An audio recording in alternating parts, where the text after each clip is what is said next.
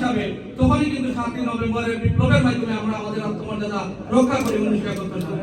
এই জন্য আবারও আমাদের মরহুম শহীদ প্রেসিডেন্ট জিয়াউর রহমানকে শ্রদ্ধার সাথে স্মরণ করি।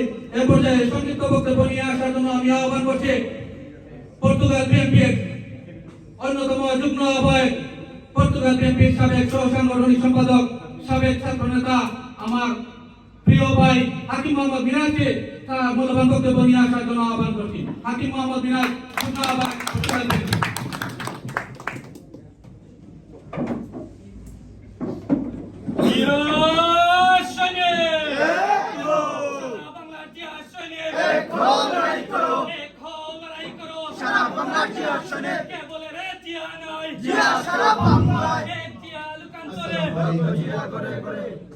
أعوذ بالله من الشيطان الرجيم بسم الله الرحمن الرحيم واعتصموا بحبل الله جميعا ولا تفرقوا صدق الله العظيم।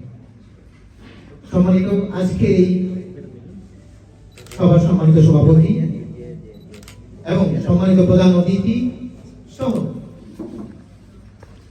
বিএনপি আহ্বায়ক কমিটির সম্মানিত নেতৃবৃন্দ, আমার সম্মুখে উপস্থিত বিএনপির অঙ্গ সংগঠন সহ সকল নেতৃবৃন্দ, বক্তব্যের শুরুতেই আপনাদেরকে জানাচ্ছি আন্তরিক শুভেচ্ছা। প্রিয় উপস্থিতি, আজকে আমরা এখানে উপস্থিত হয়েছি। আজকে আমাদের আনন্দঘন মুহূর্ত উদযাপন করার কথা। আজকে আমরা জাতীয় বিপ্লব এবং সংহতি দিবস উপলক্ষে উদযাপন করতে যাচ্ছি।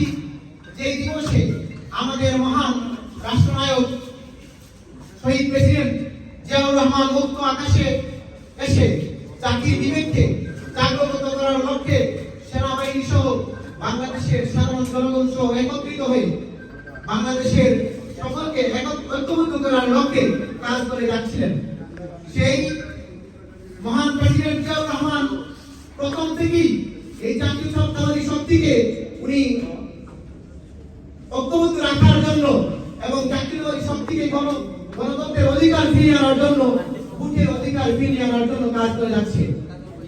সেই জাতীয়তাবাদী দল এমন একটি দল, জনগণের দল। এই দলটি শুধু একতন্ত্রের কোনো দল নয়, এটি হচ্ছে মানুষের দল, মানুষের সংগঠন। প্রিয় উপস্থিতি, বিপ্লব মানে জীবন দেয়া, বসে থাকা নয়। বিপ্লব কখনো আসে না করে যদি হয়। আমি এই মঞ্চ থেকে বর্তমান অন্তর্বর্তীকালীন সরকারের প্রতি